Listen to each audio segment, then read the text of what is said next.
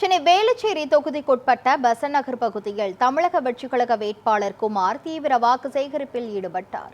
அவருடன் நமது செய்தியாளர் அன்பழகன் நடத்திய கலந்துரையாடலை தற்போது பார்க்கலாம். வேளச்சேரி சட்டமன்ற தொகுதியில் தமிழக வெற்றிக் கழகத்தின் சார்பாக போட்டியிடும் குமார் அவர்கள் நம்மிடம் இருக்காங்க. குறிப்பாக பெசன்ட் நகர் பகுதியில் தீவிர வாக்கு சேகரிப்பில் இருக்கிறார்.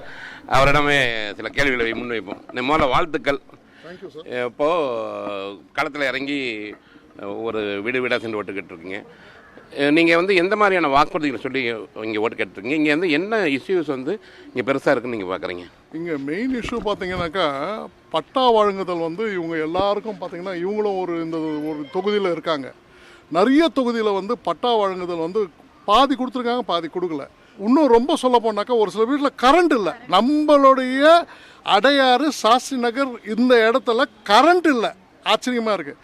வீட்டு வசதி எடுத்திங்கனாக்கா அதில் கொண்டு போய்ட்டு நம்ம ப்ராப்பர்ட்டி டேக்ஸ் கட்டணும்னு சொன்னாக்கா ப்ராப்பர்ட்டி டேக்ஸ் வாங்க மாட்டேன்றாங்க. ஏன் வாங்க மாட்டேன்றாங்கன்னா உங்ககிட்ட சரியான டாக்குமெண்ட் இல்லை, இது இல்லை, அது இல்லைன்ட்டு. ஏற்கனவே கரண்ட்டு கொடுத்து ஏற்கனவே வாங்கினவங்களையும் கரண்ட்டை கட் பண்ணிட்டாங்கன்னா அவங்களால கட்ட முடியல. ஏழைங்க கட்ட முடியல. கட்ட முடியாதவங்களுக்கும் திருப்பி என்ன செய்கிறாங்க, கட்டணுன்ட்டு ஒரு பணத்தை எடுத்து போய்ட்டு ஒரு 2 மாதம் கழித்து கொண்டு போனாங்கன்னா அதோட ப்ளக்கை பிடுங்கிடுறாங்க. இதை நம்ம நிறுத்தினா என்ன சார் செய்யுது? சார் கொசு வருது, நான் செஞ்சாலும் நீங்கள் செஞ்சாலும் கொசு வரும். கொசு வர்றதுக்கு இவங்க எல்லாரும் உழைச்சா தான் கொசு வர்றதை நிறுத்தலாம். பட்டா கொடுக்கறதுக்கோ இல்லை இதுக்கோ ஓகே. புறம்போக்கு லேண்டு எதுக்கு வச்சுருக்கீங்க? எந்த இடத்துல நம்ம செய்யணும், எப்படி செய்யணுன்றதை பொறுத்து இருக்குது. அவங்களுக்கு நீங்கள் விளக்க போகிறீங்களா? அவங்களுக்கு வேறு என்ன கொடுக்க போகிறீங்க? என்ன அடிப்படை வசதி பண்ணி கொடுக்க போகிறீங்க? எப்படி பண்ண போகிறீங்க? இது வரைக்கும் என்ன பண்ணியிருக்கீங்க?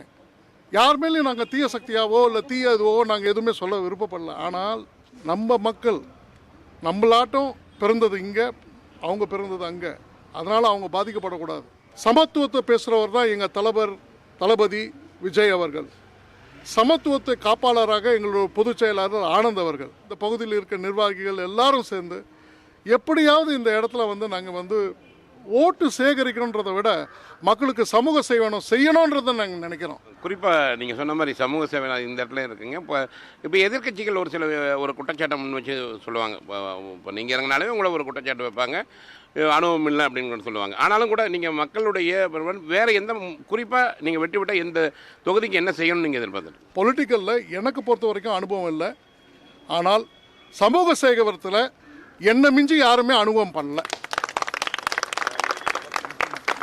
கண்டிப்பாக அவர் சொன்ன விஷயம் என்னென்னா, அனுபவம் ஆனால் சமூக சேவையை பொறுத்தவரை தங்களுக்கு இருக்க அனுபவத்தை வைத்து கண்டிப்பாக இந்த பகுதிக்கு என்னால் முடிந்த சேவையை உண்மையாக அனைத்து மக்களுடைய சேவையை பூர்த்தி செய்வதுதான் தனது லட்சியமாக வேட்பாளர் கூறியிருக்கார். தொடர்ந்து வாக்கு சேகரிப்பில் தீவிரமாக ஈடுபட்டு வருகிறார். ஒளிபரப்பு கலையுடன் அன்பழகன்.